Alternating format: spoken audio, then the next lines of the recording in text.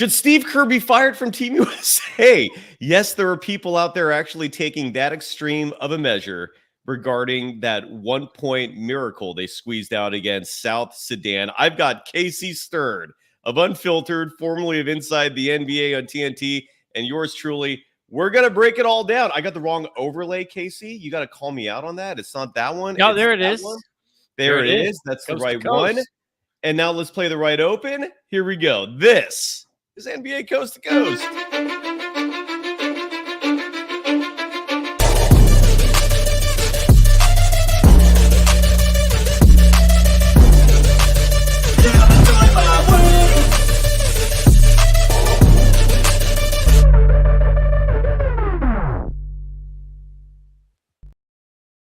That's right. The program is called NBA Coast to Coast. He's Casey Stern.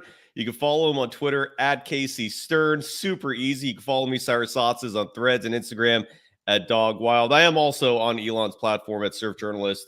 If you are embedded there and want to follow me, I sometimes post content. And again, this program, subscribe to Unfiltered. It's super easy to find. In case by some reason it's not easy to find, just add the words Casey Stern after Unfiltered, and it'll pop right up.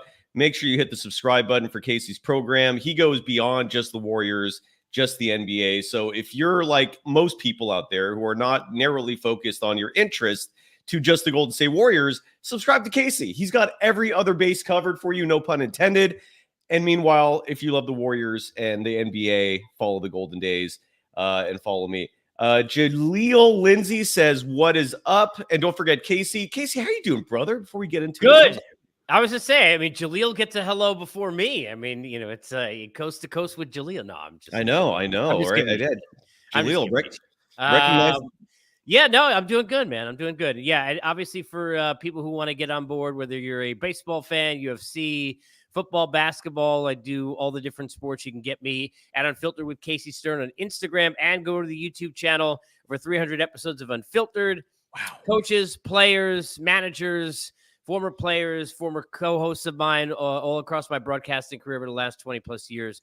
You can get all of that Unfiltered with Casey Stern over on YouTube. And what is going on, Jaleel? Good to talk to you, buddy. Yeah, there you go. And Jaleel is showing you some love now. Douglas Mikes, hello. Hello to everyone else as well. We're going to be going for the next 30, 45 minutes. This is the time of year where it's a struggle. I feel like folks like you and I earn our money talking about the NBA.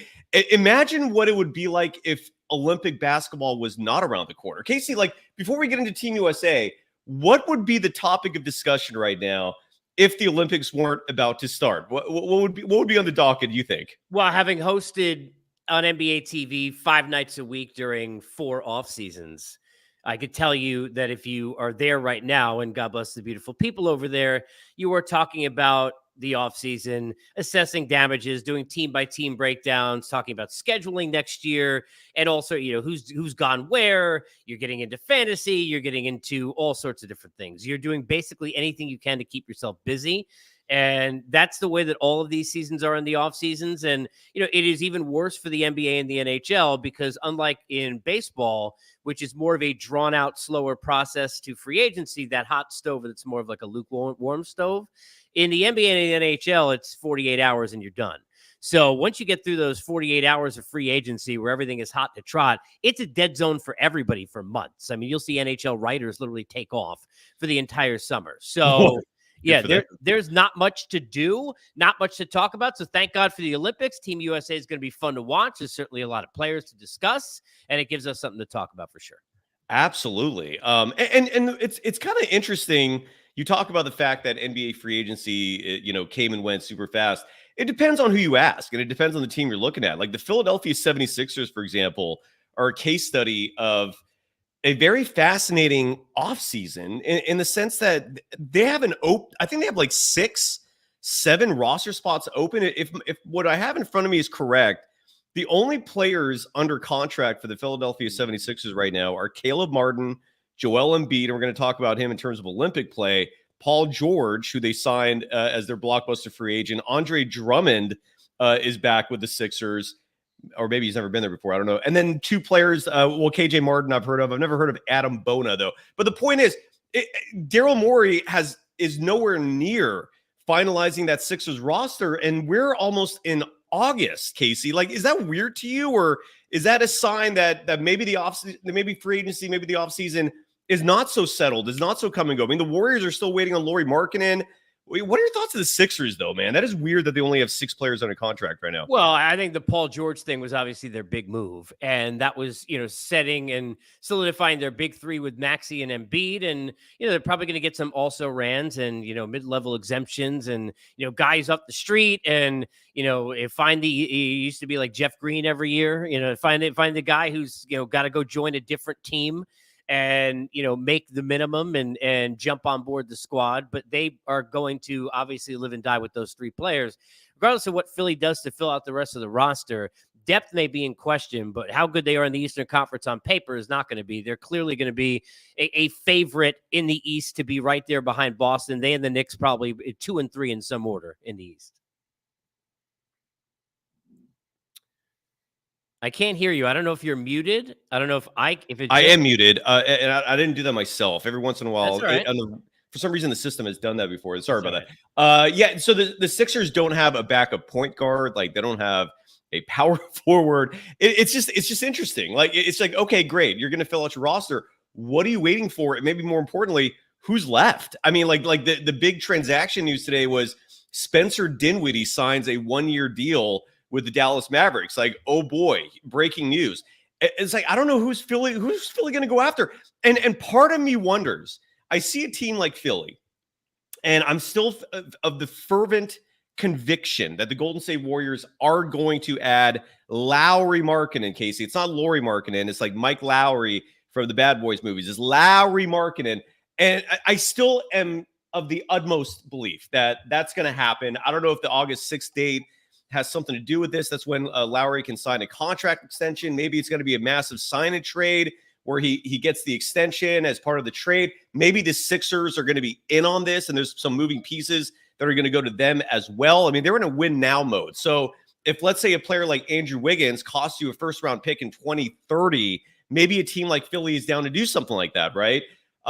Your thoughts on the, because so many of the audience members are Warriors fans, Casey, if you don't mind indulging for just 1 second. What are your thoughts on the Lauri Markkanen deal? And what are your thoughts on the fact that maybe a team like Philly, who has that many empty spots, are going to be part of something when this deal finally happens, which is frustratingly on hold for a long time? I mean, look, I'm in the same spot, not to be putting myself in the same position we were in the last 2 episodes, but the same spot.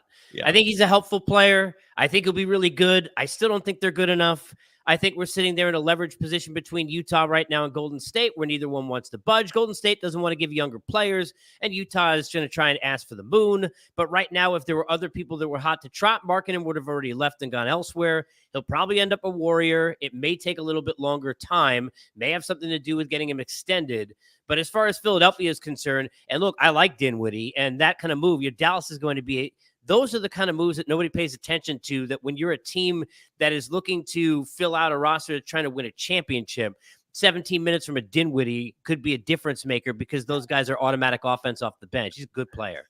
So at the end of the day, I look at this situation with the Warriors and we're just in a standstill. At some point, Markkanen will move. Good news is he hasn't gone to another team, which means that there's nobody right now battling against you. And once that leverage goes the other way, when Utah realizes they don't have a bidding war, I think he becomes a Golden State Warrior. Dr. J30 in the chat is asking, like, do I have inside info or is it speculation or wishful thinking? All of the above.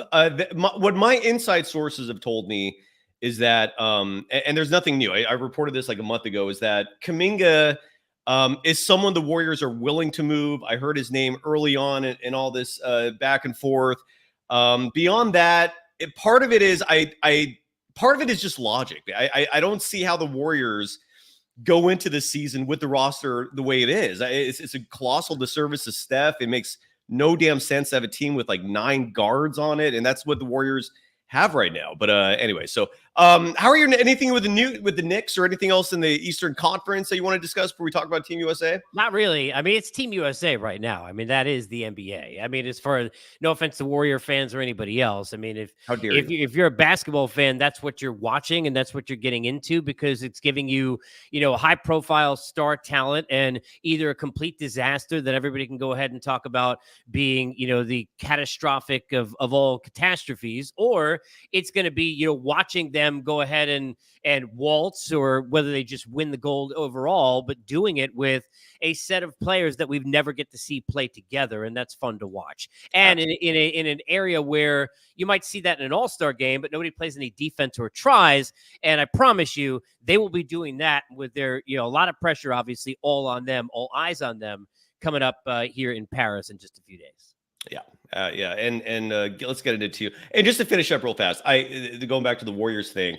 I really do believe something's going to happen, and I really also believe that the holdup is the Warriors trying to get more assets for the Jazz. It makes no sense for them to go into next season with Lowry, considering they're tanking for Flag, similar to a few other teams. Casey, have you ever seen like I was looking at the Western Conference, sorry to keep procrastinating talking about Team USA, but I'm looking at the Western Conference in the NBA.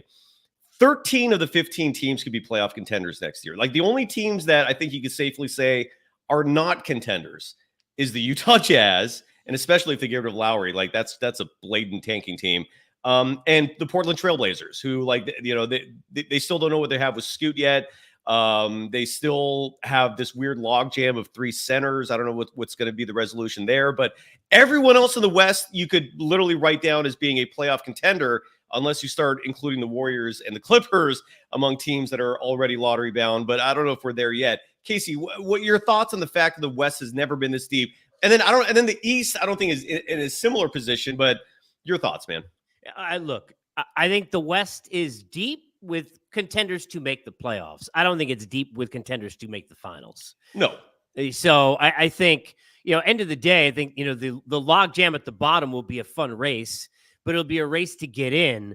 And then good luck with what has happened with what, Oklahoma City has done. And you think, you think about Denver, who obviously going to be there again. You think about Dallas. You think about Minnesota. There are some really dangerous teams out there in the Western Conference. And then, down at the bottom, the interesting thing is you're going to have some big names and some high-profile talent with teams like the Lakers and with Golden State and others. But let's not forget Sacramento and adding DeMar DeRozan.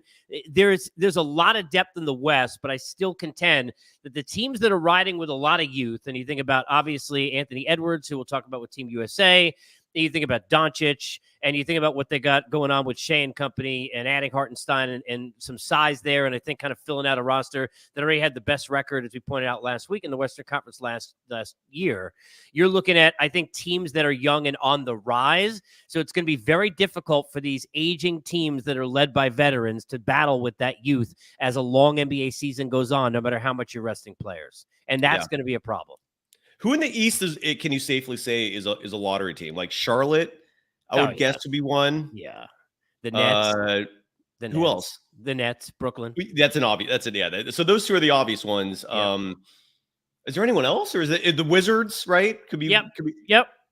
But yeah, the NBA is so good, man. And I did a show on Friday with or Thursday or Friday, I think it was Friday, with Rick Barry. And the Rick Barry show's part of the Golden Days channel. We upload all the broadcasts there. After the live stream on the Mic'd Up app, and we were just talking about just the fact that the NBA is so long overdue for expansion. Like there is so much talent, the sport is so popular, but it also frustrates me to no end that these small market teams, there's 8 to 10 of them, whether these include Charlotte's, the Indianas, the OKCs.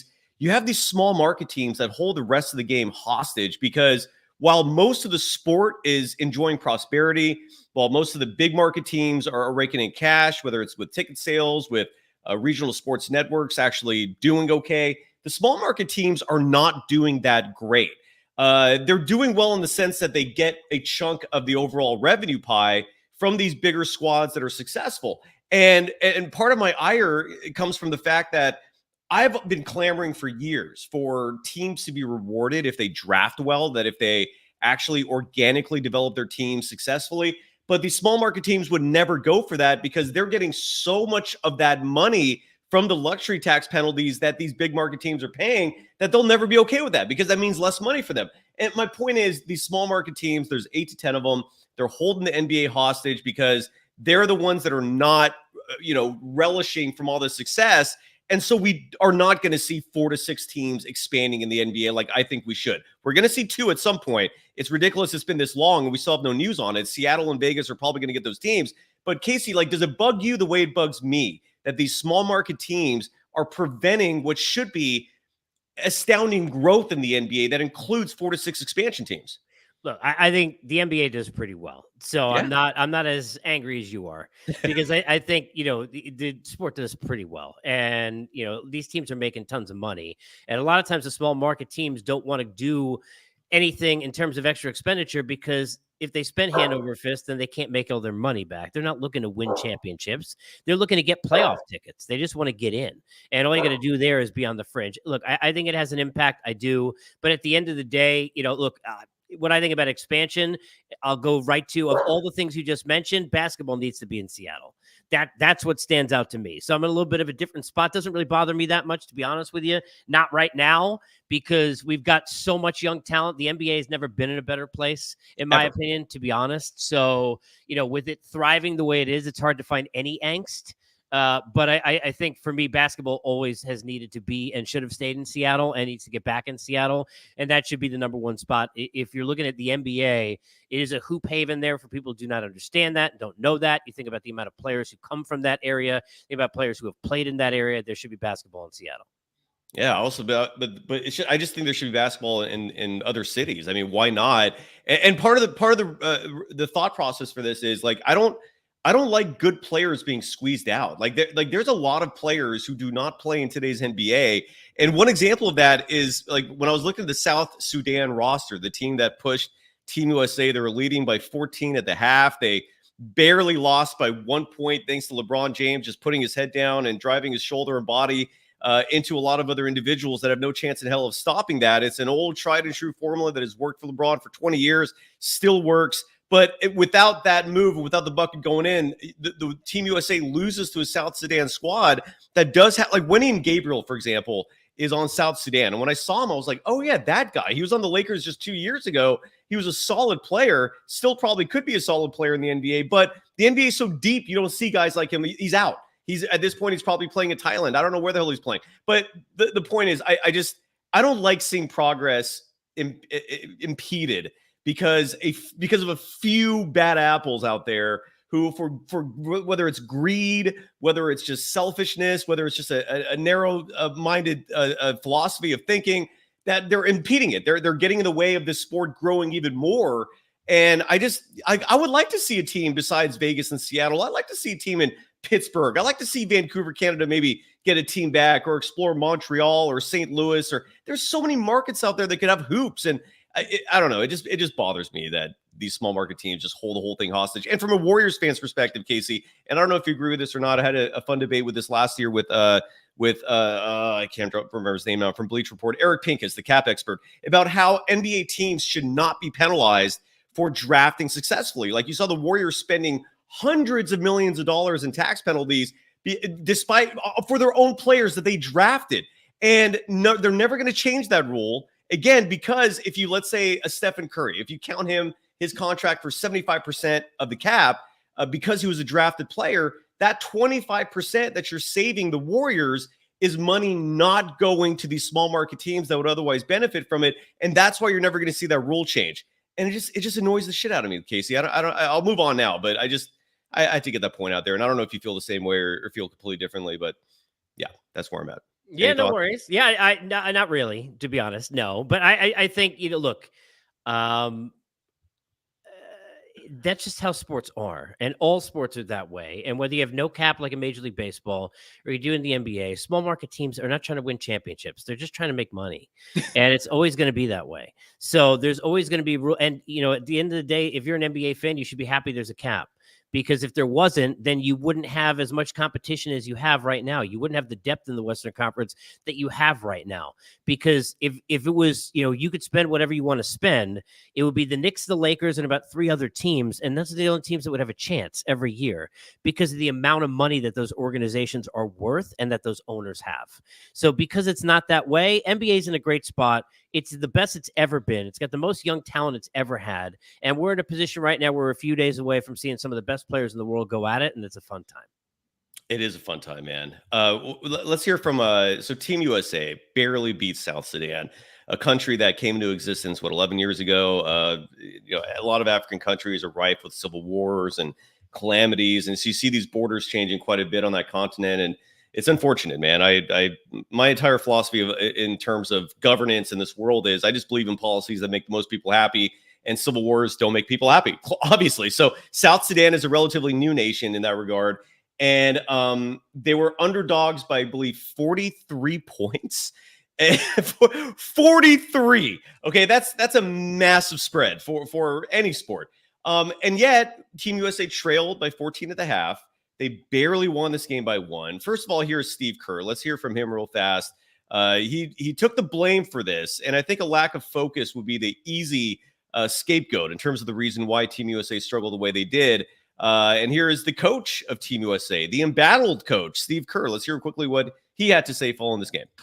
For this game, I did not do a great job preparing our team. I think we did not focus enough on what they're capable of, and that's on me. And that I think that really allowed South Sudan to gain confidence early. And, once we turned it up in the second half, they had already knocked down a bunch of threes and they were feeling really good about themselves. They were great. They played a wonderful game. And, the ending was good for us just to feel that, to feel what it's going to be like in Paris and Lille. So good experience for us. Good reminder that, when we play against teams, it's the biggest game of their lives. And we have to expect everyone to play like that. And so it's on me and on our staff to have our guys more prepared next game. Your thoughts, Casey? Well, I think, first of all, Steve Kerr did what he's supposed to do. Because if you're in a spot there, and I know that with your audience can be different, the people who are here on the Warrior side than most would, but if they're correct, they would say that's what you're supposed to do. When you have players like LeBron James and Kevin Durant and Anthony Davis and Steph Curry and all of the talent that you have on this team, you can't lay out players. This is not the NBA season. This is not a team losing in the NBA preseason to some team they shouldn't. This is not the middle of a long NBA campaign. This is not any of that. We're talking about the highest of high egos that exist in this sport all on one team. You're never going to lay out those players. You just can't. And, it would be coaching suicide if you did, because they're not going to play for you, because you have to be well-liked in this position. It's not that way. That's number one. Number two, he's right to give credit to the other team, because at the end of the day, Steve Kerr knows his team didn't play hard enough. They didn't care enough about winning this game because it didn't mean anything. And because they basically thought it would be a walk in the park.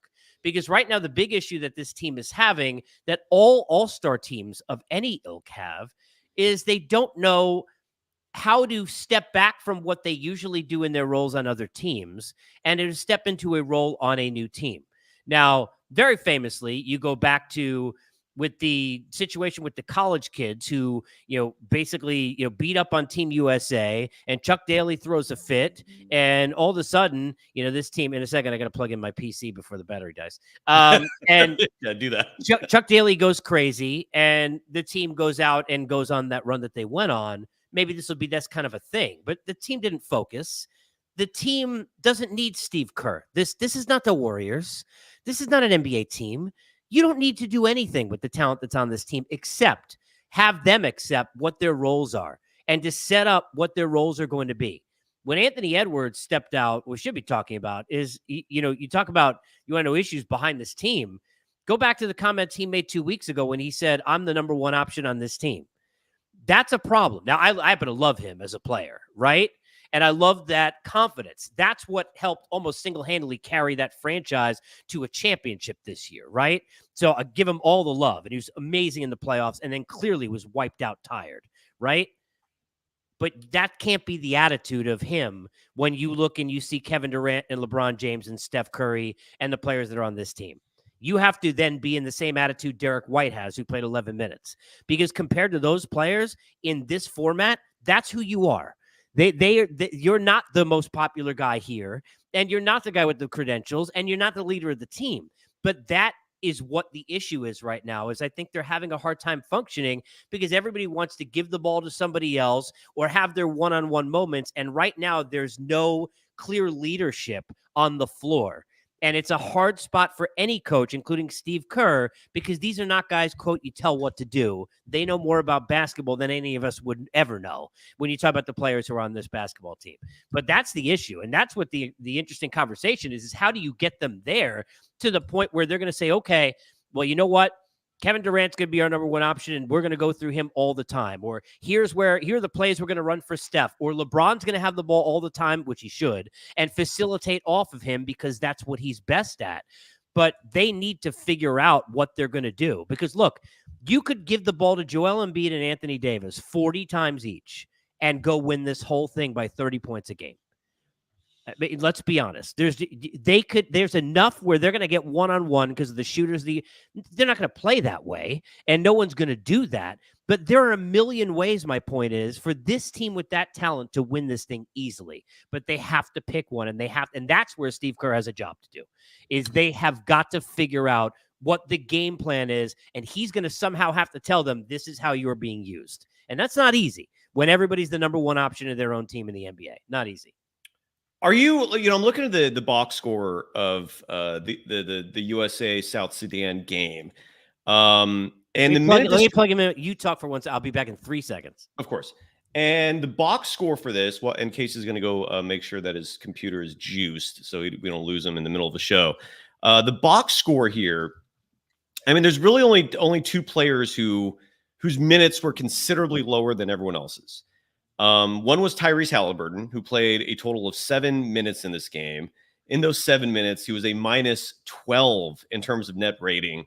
Did not even put up a 3-point shot, put up 1 2-point field goal, finished the game, and he missed. Finished the game with 0 points. 0. So you could say Tyrese Halliburton had an awful game, and he was in, he was out, 7 minutes, and that's that. The other one was Derek White. A player who was an alternate who made this team last minute because of Kawhi Leonard and his leg injury preventing him from actually participating in Olympic basketball. I don't have from my box score here. I was hoping that the Team USA box scores would provide first half and second half lines, but I don't see that right now. But if my memory serves correct from watching that game, Derek White played most of his 11 minutes in the second half.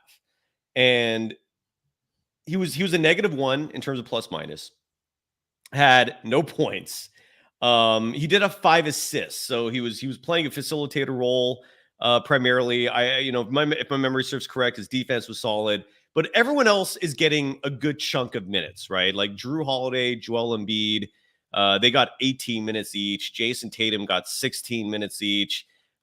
Steph and LeBron led all players with 23 minutes. Devin Booker got 21. Same with Anthony Edwards. Are you back, Casey? Are we all good? I've been here the whole time. Oh, good. Okay, I'm sorry. I was reading a box score here. I was looking at the screen. Yeah. So my question to you, Casey, is: do you think maybe that not everyone should be playing? Like I feel like one strategy of Steve Kerr's in these Olympics so far is I want to give everyone a run. He doesn't have to. And maybe certain players should just be cut out. Like maybe Halliburton and Derek White should not be getting minutes in this game. Anthony Edwards in a game like this, he had a team worst or tied for a team worst with Anthony Davis, who coming into this game was playing awesome, but he had issues in this game. They both were a team worst minus 14. And Anthony Edwards really struck out in terms of shooting. He was only 1 of 7 from deep. Was very frustrated after the game. I think he had just a short little 2-word answer to explain what happened. My point is, do you think maybe the thing Kerr should be doing is not trying to make everyone happy, not appease everyone with minutes, and just stick with who actually are the best players. Your thoughts, Casey? I think he will.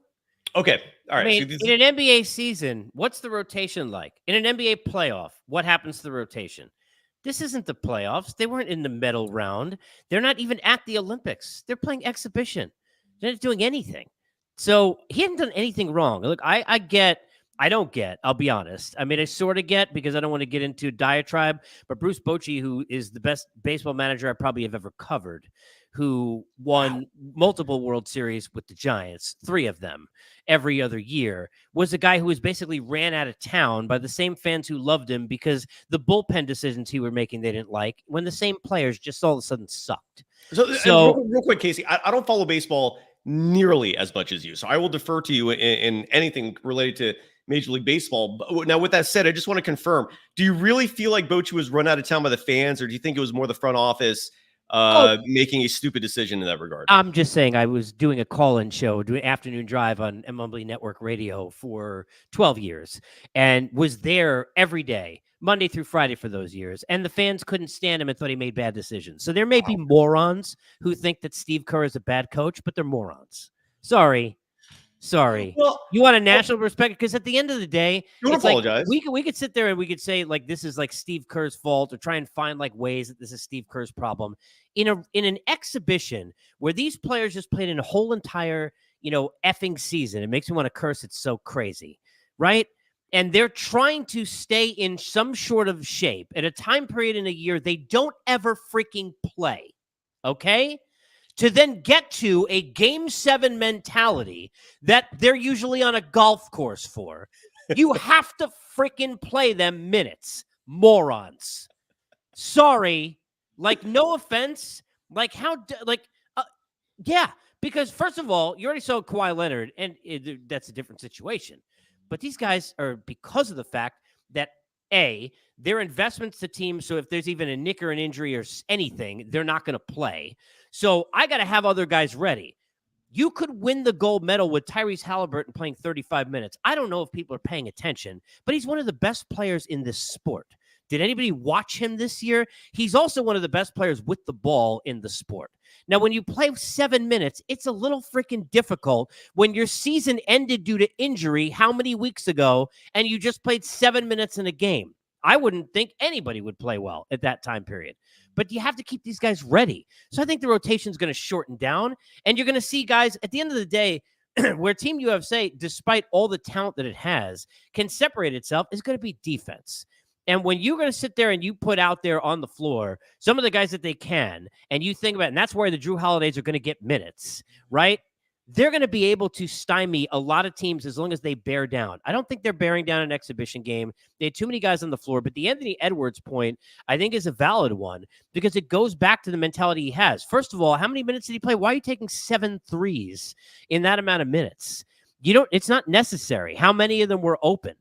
I bet you not all of them. Right? So with this kind of team, there should be open shots all over the place. Think about how many guys with pick and rolls set up open 3-pointers in the NBA with shittier players than any of the guys who will be on the floor at current. You've got options who all can hit from deep, especially when Embiid's in the middle, right? You could pick and roll and have open guys everywhere. So to me, Anthony Edwards is the kind of a guy who, if he doesn't kind of figure out his role, because look, he's going to carry you in some game and score 17 points in 8 minutes because he's capable of doing that. But I just think that you're going to see some of the vets on the floor. I think you're going to see the older players, and that's where Steve Kerr obviously is going to lean anyway. But you're going to see a lot of Steph, a lot of Durant, a lot of LeBron, a lot of Drew Holiday because of his defense, and a lot of Embiid, and that's what you're going to get, and Anthony Davis, and you're going to win that way. So Derek White playing 11 minutes just does not bother me for anybody who is upset by that. Sorry. So when you're saying that the people out there who are calling for Steve Kerr to be fired from this game, and we're going to highlight here one media personality who has gone that far. This is Steve Hartman, a longtime LA radio personality. Here's what he had to say on a recent show about Steve Kerr. That was embarrassing. Honestly, if it were me, I would fire Steve Kerr right now. Wow. His mismanagement of this team is already evident. And by the way, I've said this, I've been saying this the last couple of weeks since the team was put together. This is the oldest team we've ever put to the Olympics. Defensively, they have Anthony Davis. They have LeBron James. LeBron James does not play any defense anymore, so he's an absolute. Way to forget Drew Holiday is the best defensive player. I know in the he NBA, did, but the point was that arguably. there were people like that literally calling for Steve Kerr's head. Yes. And I've never said Steve Kerr is a moronic head coach, but when it comes to personnel decisions, he has failed so many times that I can't let him off the hook anymore for that. But as a coach, yeah, I don't know how you can point the finger specifically at him in this case. Go ahead, sir. He didn't even play yet. Like, wait until the games count. Like, this is the preseason. Like, that's, it's like I get it, right? So Team USA is supposed to win by 70 every time. But when you tell NBA players or any professional athletes the games don't count, that's like the preseason. Does anybody care about the preseason? How many? Well, no offense to Summer League, but if you're sitting there, you're watching preseason games before, are you thinking, well, if the Brooklyn Nets beat the Celtics by 10, that means they must win the championship, and all of a sudden Mazzulla should be fired? I mean, come on, man. Like, I'm sorry. Come on, man. And like, what's his name? Who's that? Leo Giancarlo. Yes. Leo, look, I hope that you follow, please follow me at Casey Stern. Please jump on board Unfiltered with Casey Stern on YouTube. But that's just stupid. Come on, man.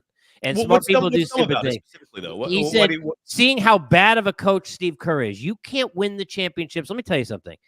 Regardless of what kind of player, anybody who thinks that Phil Jackson only won because of the players he has is a moron. I don't think that. Okay, so just as an example of that, we've seen bad coaches screw up great teams and talented teams all of the time.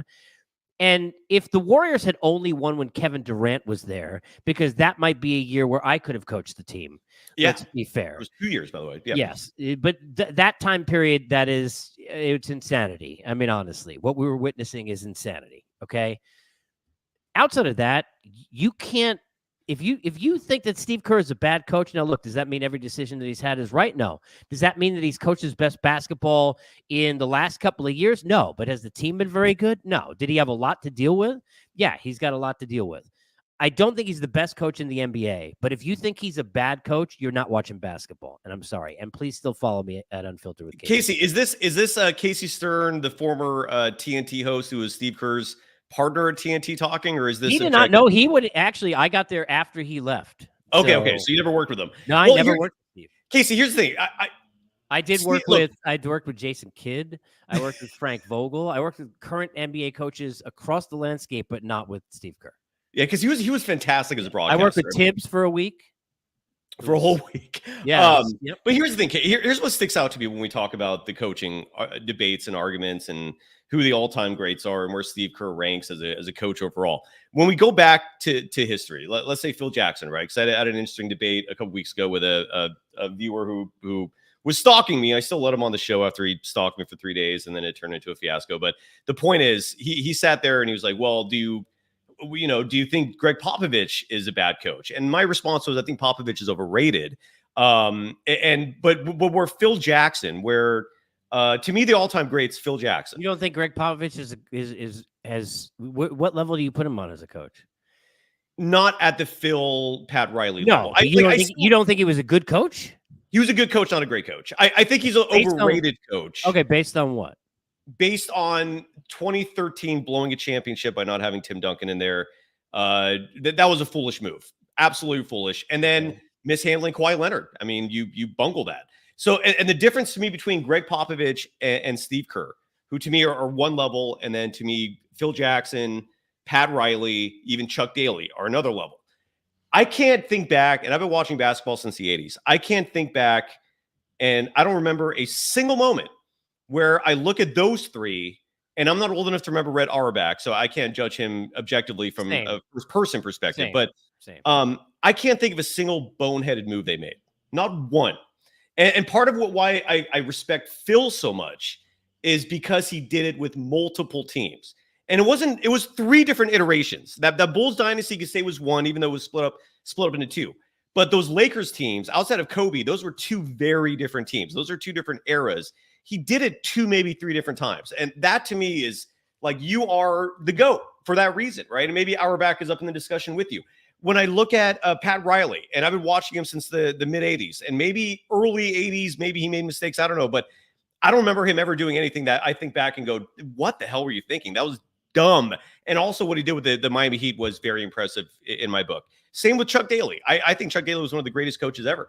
But when I look at Popovich, again, maybe my standards are very high, but there are a few moments where Popovich has left me scratching my head.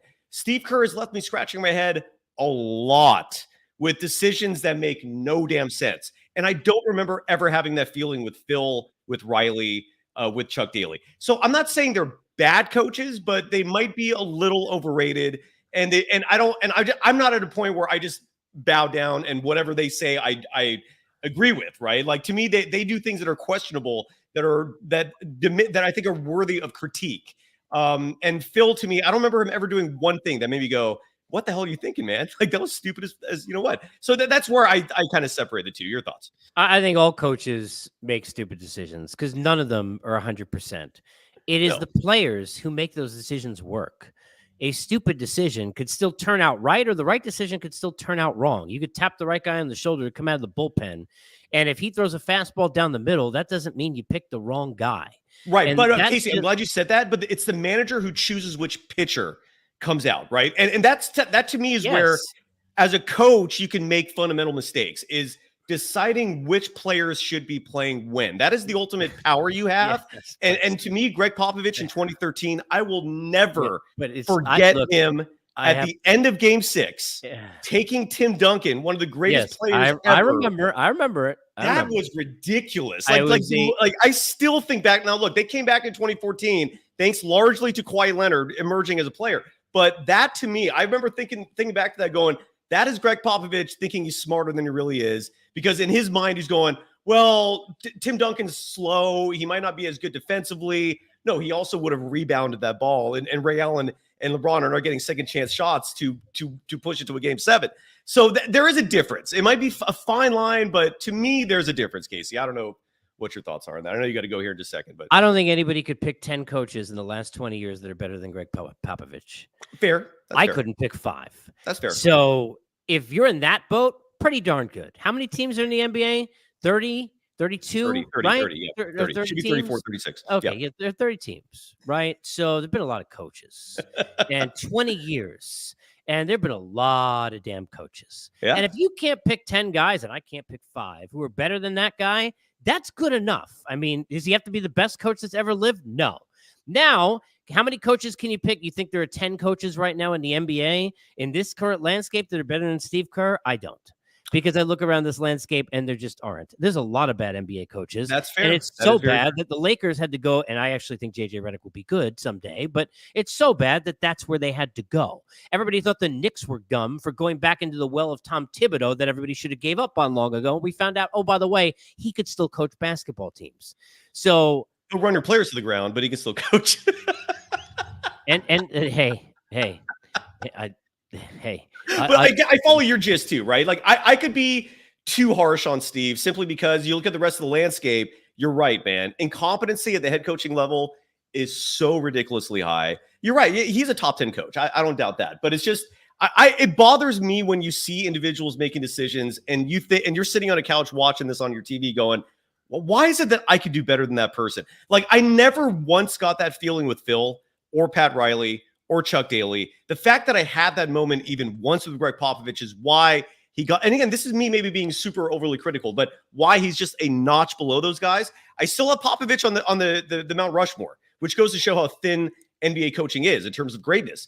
But Steve Kerr has done it so many times. And part of it is me just paying attention to this team with the level of nuance I have to cover this team efficiently and effectively. But he makes a lot of decisions that are head scratchers, man. And that just makes me go, that's the other perspective, Casey, for Steve Kerr. Have we exhausted this topic, by the way? Yes, the Kerr topic for sure, yes. Any final thoughts? I know you got to go, man. Any final thoughts about Team USA? It's interesting that you treat this game as it would, because technically you're right. It's an exhibition. It would not have counted. But if they did actually lose this game, Casey, I mean, the blowback on this, man, it would have been huge. Wouldn't you agree? Yes, but that's why they had to win at the end, and luckily they did. Yeah. But they were down 14, but then they still won. But at the end of the day, it didn't count. And look at what the NBA players look like in an all-star game. when it doesn't count. The players who are making this kind of money and have those kind of egos, it's not how it works. Let's see what happens when it's balls to the wall and they're looking across and that team's trying to take a medal from them. I don't think they're going to lose a game. I wouldn't be surprised if they won every game by double digits. I wouldn't be surprised if there's one or two that are close. But I think the rotation will get downsized.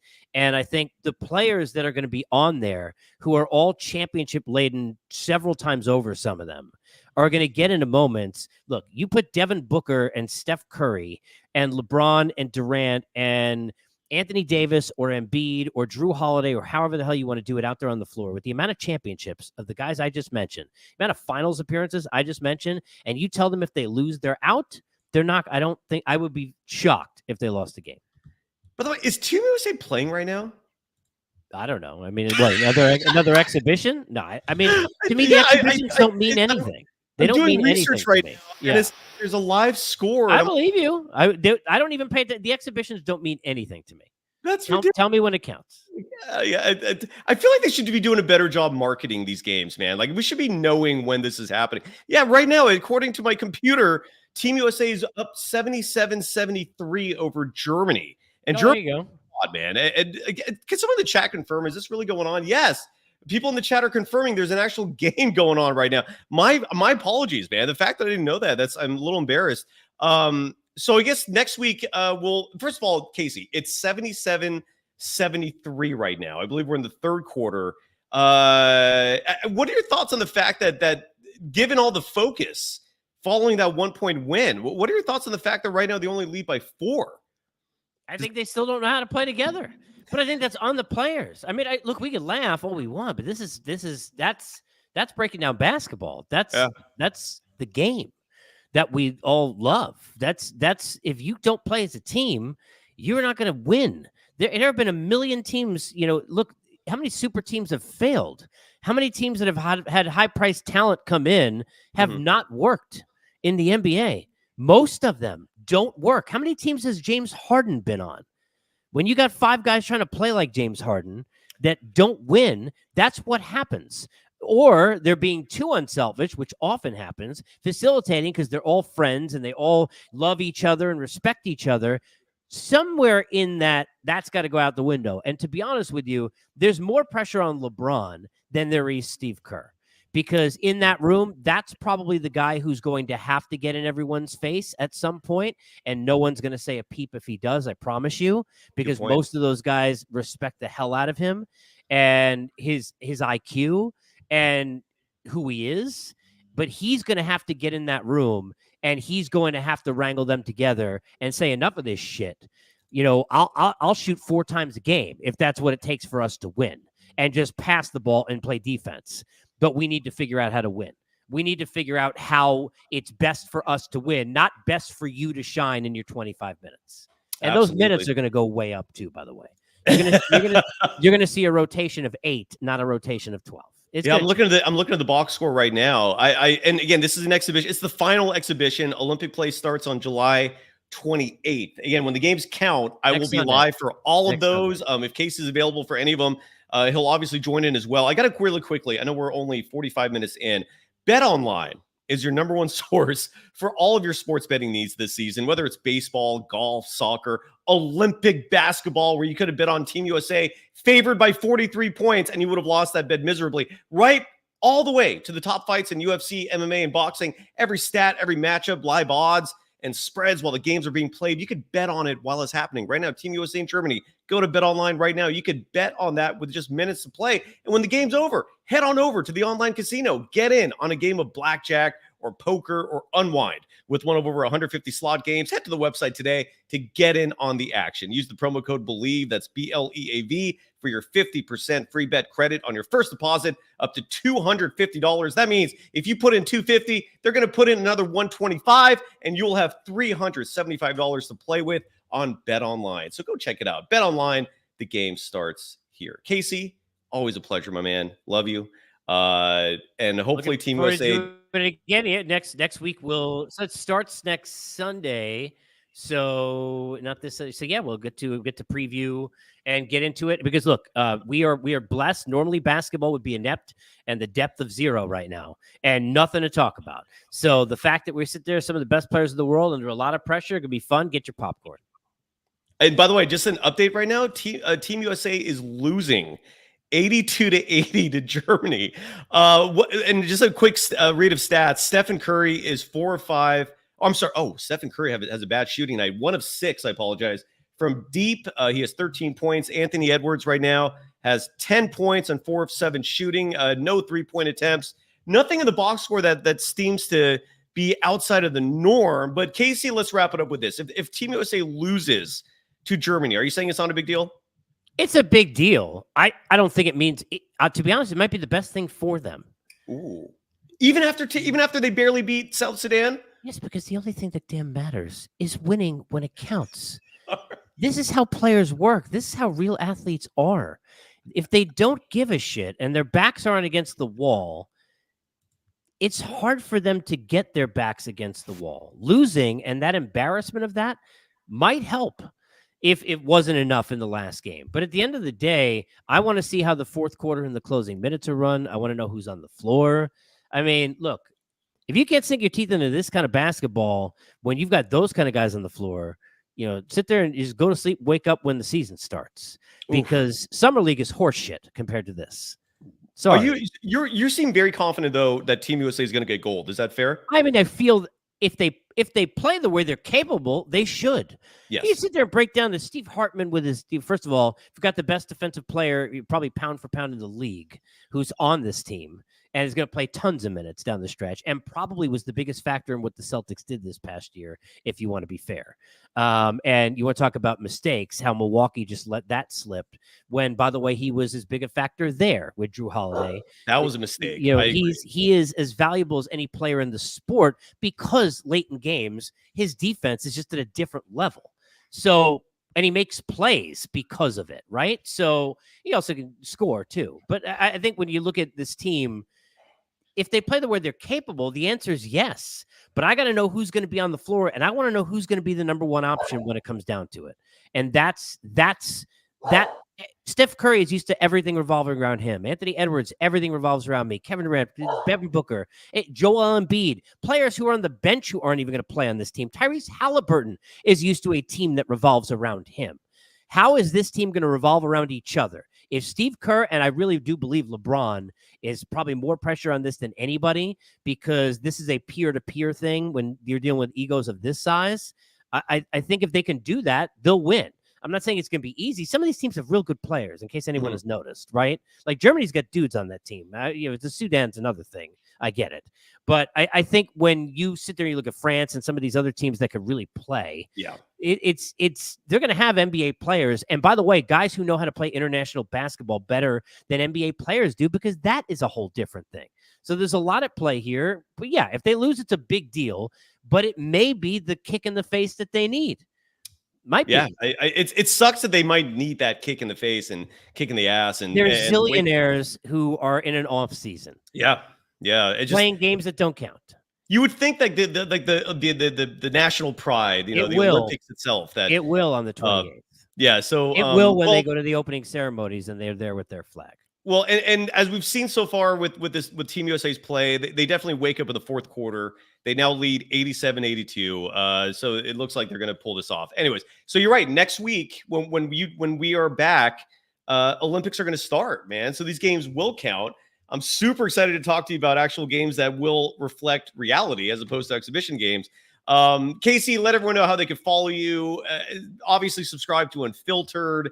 Everything else going on in your life, Casey Stern, that people can help you out by hitting simple buttons. You can follow me at Casey Stern or on X or Twitter, whichever you call it. If you hop up into the bio there, you'll see on the Instagram at Unfiltered with Casey Stern. Also, my YouTube channel, Unfiltered with Casey Stern, where you can get all 313 episodes of Unfiltered, including everything from the UFC to basketball, to a lot of baseball, football, hockey, all kinds of players and coaches and analysts who have been on as guests. You can go get all of those interviews and conversations and continue to be up to date. They'll have new ones out this week. And we'll see you next time Monday at 4 o'clock Eastern time. Absolutely, man. This is Coast to Coast. Casey Stern is in Georgia. I'm here in California. And please do support Casey. His channel is phenomenal. It beyond anything, just Warriors, because that's pretty much all I cover. So every Monday, 4 p.m. Eastern, 1 Pacific, we're coming at you. Subscribe, please, because that's how this thing works with the digital media platforms. Hit that like button and obviously spit on that thing. Hawk to Casey, love you, man, as always. You too, bud. We'll see you soon. Bye, everyone. Take care.